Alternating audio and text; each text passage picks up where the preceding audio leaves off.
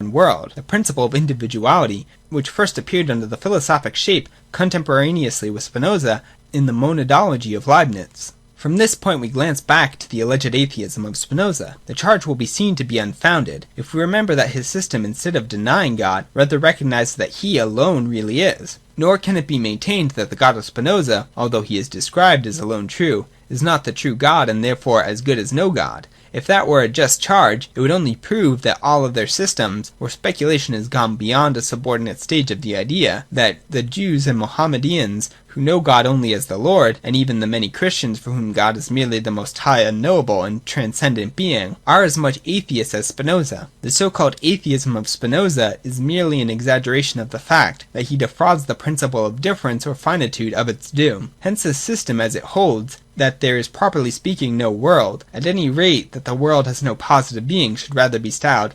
Acosmism.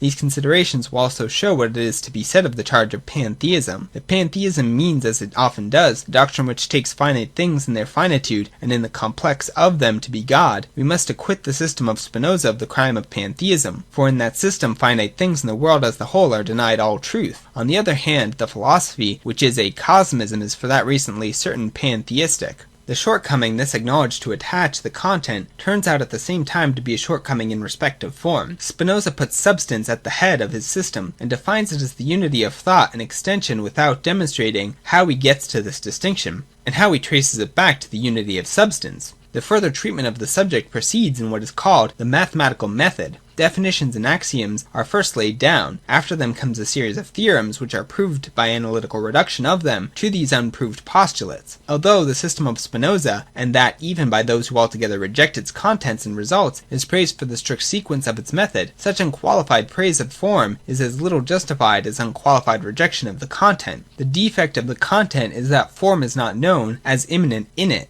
and therefore only approaches it as an outer and subjective form. As intuitively accepted by Spinoza without a previous mediation by dialectic, substance, as the universal negative power, is as it were a dark shapeless abyss which engulfs all definite content as radically null, and produces from itself nothing that has a positive subsistence of its own. At the stage where substance, an absolute power, is the self-relating power, itself merely inner possibility, which determines itself to accidentality, from which power, the externality it thereby creates, is distinguished, necessity is a correlation, strictly so called, just as in first form of necessity it is substance. This is the correlation of causality. Relationship of causality.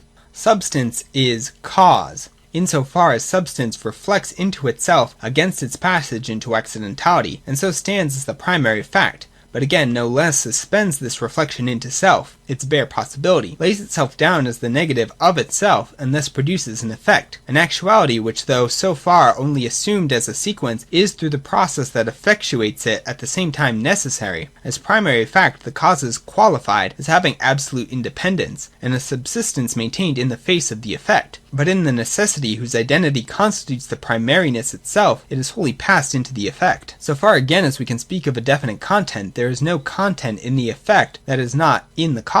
That identity, in fact, is the absolute content itself, but it is no less also the form characteristic. The primariness of the cause is suspended in the effect, in which cause makes itself a dependent being. The cause, however, does not for that reason vanish and leave the effect to be alone actual, for this dependency is in like manner directly suspended, and is rather the reflection of the cause in itself, its primariness. In short, it is in the effect that the cause first becomes actual and a cause. The cause consequently is in full truth causa sui. Jacobi